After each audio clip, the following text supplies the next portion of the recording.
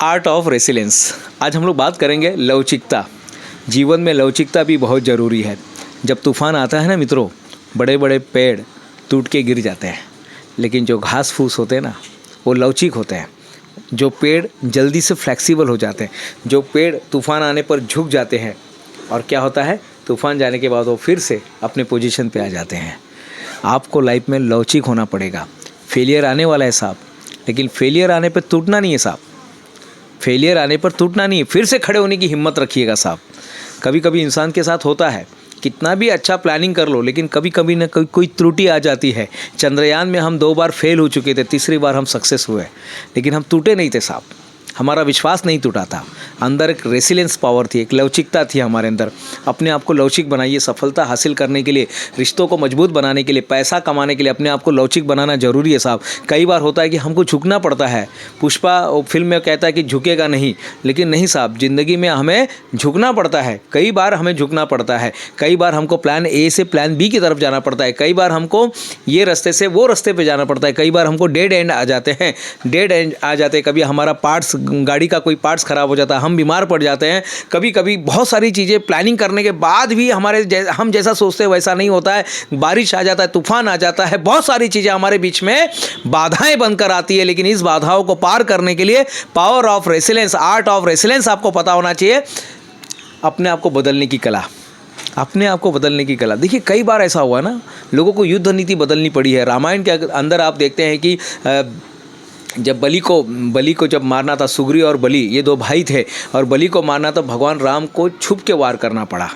नीति वहाँ पर चेंज हो गई, क्योंकि बलि को ऐसा एक मिला हुआ था वरदान कि वो जिसके सामने जाएगा उसकी आधी शक्ति उसके अंदर आ जाएगी। तो कभी कभी हमें प्लान बी भी रखना पड़ता है। अपनी युद्ध नीति को चेंज करने पड़ते हैं। हमें अपने वैल्यूज़ को थोड़ा कहीं ना कहीं थोड़ा सा उसमें चेंजेस लाना पड़ता है। अपनी घटनाओं में चेंज लानी पड़ती है। अपने प्लानिंग में हमको चेंज लानी पड़ती है। मित्रों, power of flexible, power of resilience, power of लवचिकता, हमें लवचिकता ला रहा है। जीवन में आगे बढ़ते समय ये एक महत्वपूर्ण गुण है जो आपको आज ही से अपने अंदर लेकर आना है।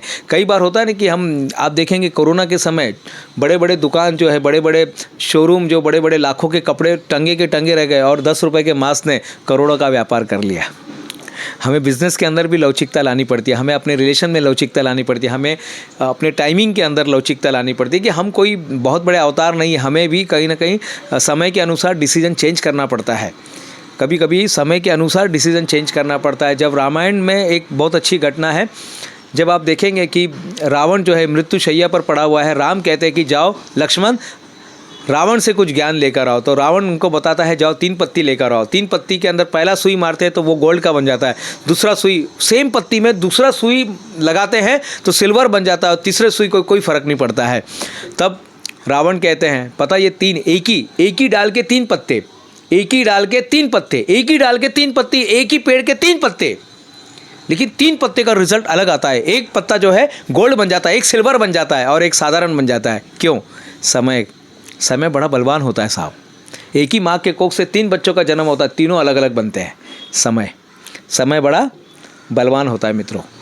अपने आप को लवचिकता में रखिएगा। जो लवचिक होता है, जो फ्लेक्सिबल होता है, बहुत जल्दी आगे बढ़ता है। अगर आप रहेंगे नहीं, मैं तो ऐसे ही हूँ साहब, समय बदलता रहता है। समय की खासियत है, मालूम है समय की खासियत क्या है? समय बदलता है, और बुरे वक्त का भी बुरा वक्त आता है। याद रखिएगा, बुरे वक्त का भी यश, बुरे वक्त का भी बुरा वक्त आता है। तो बस विश्वास रखिएगा, लवचिक रहिएगा। आज के लिए बस इतना ही काफ़ी मित्रों। आप जल्दी से होमवर्क क्या करना है, बहुत जगह कहाँ पे आप लवचिक हो सकते थे, एनालाइज़ कीजिएगा खुद का, और कहाँ पर अभी आप लवचिक हो सकते हैं। एक ट्रेन छूट गया तो रोते नहीं बैठना है साहब। एक बस छूट गया, रोते नहीं बैठना है। कंपनी का एक आदमी छोड़कर चला गया, रोते नहीं बैठना है। एक कस्टमर चला गया, रोते नहीं बैठना है। एक स्टूडेंट चला गया, रोते नहीं बैठना है साहब। कोई बात नहीं, आप में इतना कॉन्फिडेंस होना चाहिए, आप में इतना अडिग कॉन्फिडेंस होना चाहिए कि कोई बात नहीं। एक चला गया, दूसरी ट्रेन है। एक बस चला गया, दूसरा बस है। एक स्टूडेंट चला गया, दूसरा स्टूडेंट है। एक टीचर चले गए, दूसरे टीचर है। एक कर्मचारी चला गया, दूसरा कर्मचारी। एक नौकरी चली गई, दूसरी नौकरी है। फ्लेक्सिबल बनाइए। हाँ, थोड़ा कंफर्टेबल, थोड़ा इधर उधर हो जाएगा, लेकिन कोई बात नहीं। जिनको मेहनत करना है वो आगे बढ़ते हैं। आज आपको ये अभ्यास करना है। जल्दी से जल्दी वीडियो को यहाँ पर रोकिए और सारा अभ्यास शुरू कर दीजिएगा। आज के लिए बस इतना ही। धन्यवाद।